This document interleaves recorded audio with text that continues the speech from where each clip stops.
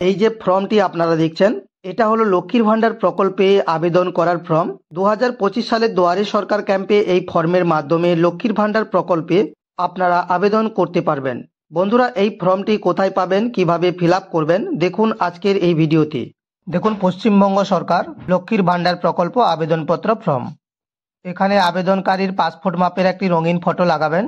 দেখুন, প্রথমেই রয়েছে অ্যাপ্লিকেশন আইডি নম্বর। এটা শুধুমাত্র আধিকারিকদের জন্য, এই জায়গাটা আপনারা ফাঁকা রাখবেন, এখানে আপনাদের কিছু করতে হবে না। এরপর রয়েছে দুয়ারে সরকার রেজিস্ট্রেশন নাম্বার। এই যে দুয়ারে সরকার রেজিস্ট্রেশন নাম্বারটি, এটি আপনারা দুয়ারে সরকার ক্যাম্প থেকেই পেয়ে যাবেন। এরপর চলে আসবেন স্বাস্থ্য সাথী কার্ডের নাম্বার। এখানে আবেদনকারী স্বাস্থ্য সাথী কার্ডের নাম্বারটি লিখবেন। এখানে আবেদনকারীর আধার নম্বর লিখবেন। এরপর রয়েছে আবেদনকারীর নাম। প্রথমে ফার্স্ট নাম লিখবেন, এখানে মিডিল নাম লিখবেন এবং এখানে লাস্ট নাম লিখবেন। এখানে মোবাইল নাম্বার লিখবেন। যদি আপনাদের কাছে ইমেল আইডি থেকে থাকে তাহলে ইমেল আইডি লিখবেন, অন্যথায় এই ঘরটি ছেড়ে দেবেন। এখানে ডেট অফ বার্থটি লিখবেন, অর্থাৎ জন্মের তারিখটি লিখবেন। অবশ্যই আধার কার্ড অনুযায়ী ডেট অফ বার্থটি লিখবেন। এখানে জন্ম তারিখ অনুযায়ী যে বয়সটি হবে সেই বয়সটি লিখবেন। জন্ম তারিখ অনুযায়ী যদি 25 বছর বয়স হয় 25 বছর লিখবেন, যদি 27 বছর হয় 27 বছর লিখবেন, যদি 28 বছর হয় 28 বছর, এইভাবে লিখবেন।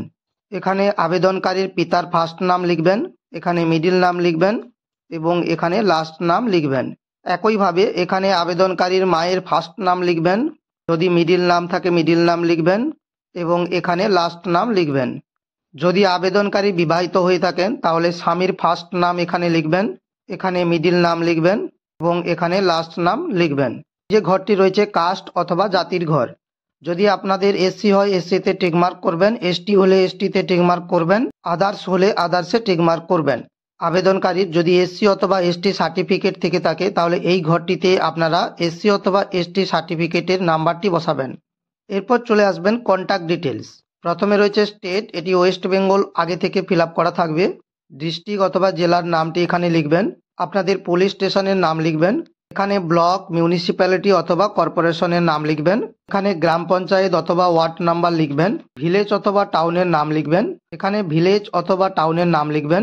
এখানে যদি আপনাদের বাড়ির নাম্বার থাকে তাহলে বাড়ির নাম্বার লিখবেন। এখানে পোস্ট অফিসের নাম লিখবেন।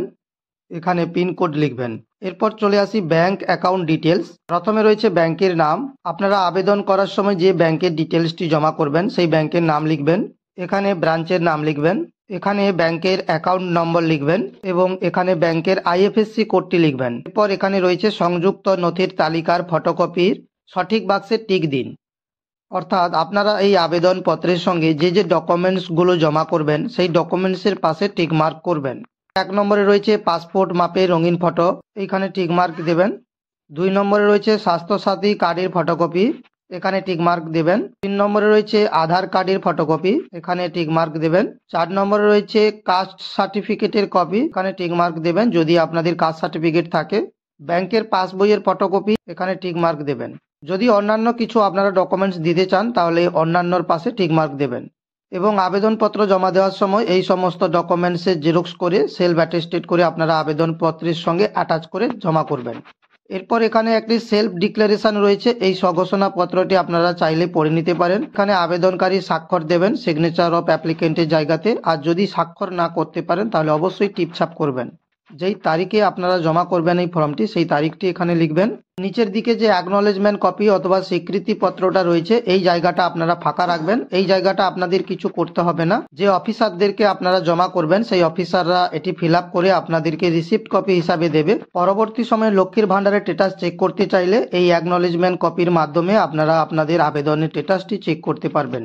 বন্ধুরা, আজকের ভিডিওটি এ পর্যন্ত। ভিডিওটি ভালো লাগলে অবশ্যই লাইক করবেন। চ্যানেলে নতুন হলে চ্যানেলটিকে সাবস্ক্রাইব করে আমাদের পাশে থাকবেন।